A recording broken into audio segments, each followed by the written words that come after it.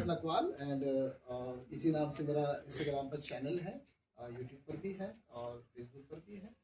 और influencer by chance बन गया, ऐसा इंटेंशन नहीं था। इन्फ्लुएंसर तो मुझे पता ही बाद में चला कि एग्जैक्टली होता क्या है influencer.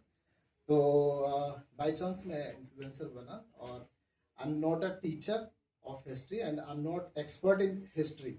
I am just learner. मैं एक स्टूडेंट हूँ और जो भी टॉपिक्स मुझे मिलते हैं या मेरे अंदर क्यूरियोसिटी होती है उन्हें मैं देखने की, समझने की कोशिश करता हूँ और उसे अपनी नज़र से लोगों को समझाने की कोशिश करता हूँ। राइट।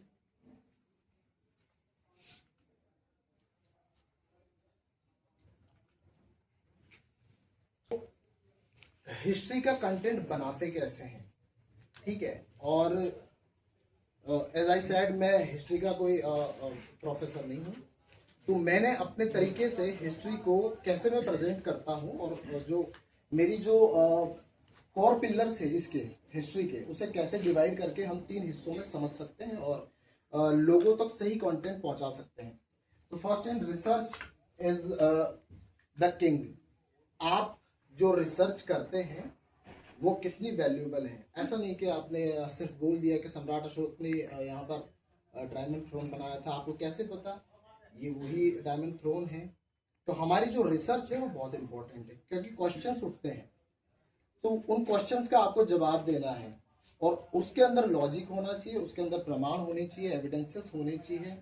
तो हमें कैसे पता चला कि वो डायमंड थ्रोन था? तो उसका एक्सकेवेशन जब हुआ तो अलेक्जेंडर कनिंघम ने हमें बताया कि यहाँ पर डायमंड थ्रोन था। डायमंड थ्रोन के बारे में अलेक्जेंडर कनिंघम को कैसे पता चला? तो 1500 साल पहले कोई ट्रेवलर आए थे भारत में, उन्होंने जिक्र किया था कि बोध गया में ऐसा टेम्पल है, वहां पर बुद्धत्व प्राप्त हुआ था गौतम बुद्ध को, वहां पर सम्राट अशोक ने ऐसा ये बनाया। तो ये रिसर्च का एक फाउंडेशन है, आपको लिंक होती जाती है चीजें। तो जब आप इस तरीके से कनेक्ट करके आपके वीडियोस या कंटेंट बनाते हैं तो लोग उसे अंडरस्टैंड करते हैं और बेटर वो उस चीज को समझ पाते हैं। राइट। फील्ड वर्क सेकंड मेरे हिसाब से वो है टॉपिक जो इम्पोर्टेंट है। लाइक हम बुक्स रीड करते हैं, ठीक है, और हम गूगल पे रिसर्च करते हैं, सर्च करते हैं, लेकिन फील्ड वर्क भी बहुत इंपॉर्टेंट है।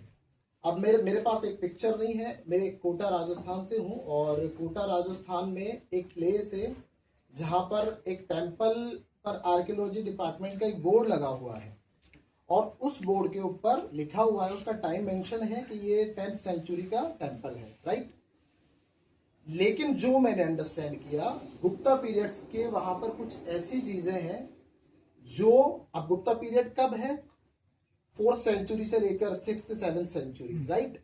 और मैंने आर्कियोलॉजी में उसे पढ़ा और समझा कि गुप्ता पीरियड से रिलेटेड क्या क्या चीजें, ये चीजें, और वो गुप्ता पीरियड के द्वारा ही बनवाई गई है और उनकी टेरिटरी जहां जहां तक थी सिर्फ उसी क्षेत्र में वो चीज मिलती है, उसके अलावा बाहर कहीं नहीं मिलती है। लेकिन आर्कियोलॉजिकल विभाग में वहां पर 10th सेंचुरी लिखा हुआ है और वहां पर कुछ चीजें ऐसी भी गुप्त काल की। तो ये शायद भूल हुई या कुछ गड़बड़ हुई। अब ये मैंने समझा कि जब गुप्त काल की यहाँ पर चीजें हैं तो हम इसे 10th सेंचुरी का टेम्पल कैसे कह सकते हैं, वो 1500 साल पुराना।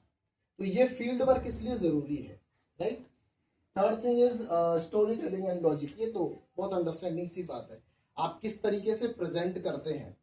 जो पहला जो 5 सेकेंड्स होते हैं, क्योंकि मैं रील बनाता हूँ मोस्टली, तो वो 5 सेकेंड्स बहुत इंपॉर्टेंट है। तो आपको कुछ ऐसी बात कहनी है जो पहले क्लिक करे, उसके बाद आप स्टोरी के साथ, जैसे बुद्धा से रिलेटेड हमने बनाया, एक ऐसा वन था और वहां पर कोई ऐसे तपस्वी आए, फिर उनके ज्ञान, उन्होंने जो ज्ञान प्राप्त किया उस ज्ञान पर चलकर देश विश्व गुरु बना।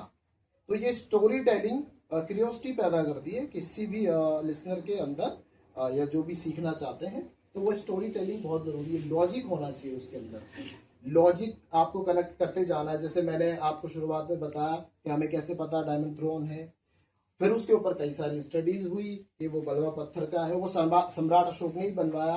हो सकता है वेनसांग ने गलत उसको नोटिस किया हो, जरूरी थोड़ी है कि वो वही हो सम्राट अशोक का।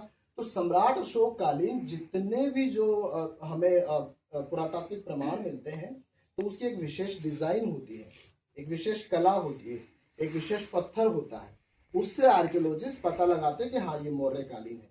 तो उसकी जो क्वालिटी है बलुआ पत्थर से बना है वो। तो उससे हमें पता चलता है कि हाँ ये मौर्य काल का ही है, क्योंकि मौर्य काल की और चीजें भी उससे रिलेटेड हैं जो जहां भी मिलती है।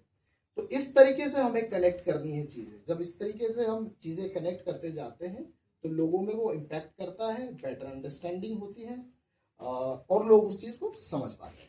राइट, ज्यादा लंबा तो नहीं बोल गया?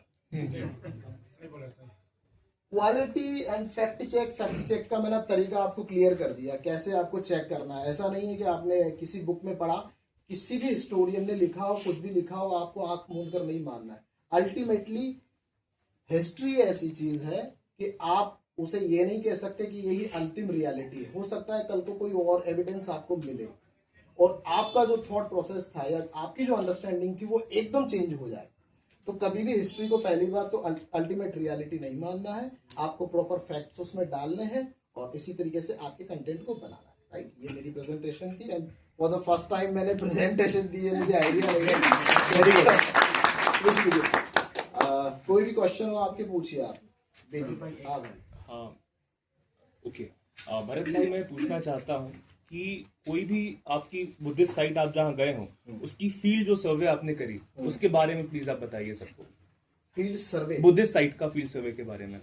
बुद्धिस्ट साइट का फील्ड सर्वे अभी तक मैंने नहीं कर पाया।